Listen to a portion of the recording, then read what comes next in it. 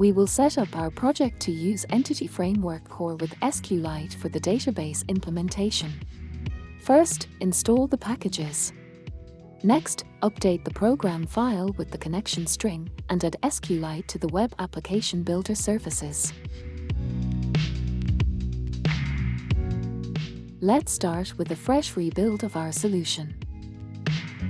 The first step is to install the Entity Framework tools. Next, we generate migration and initial creation files. Let's take a look at the newly created files.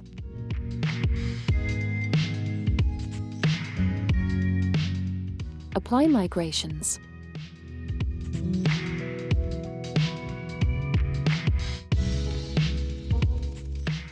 You should see a newly created pizzas database file in your project directory. Start the application and post a new pizza to be stored in the database. Stop the application. Then start at backup.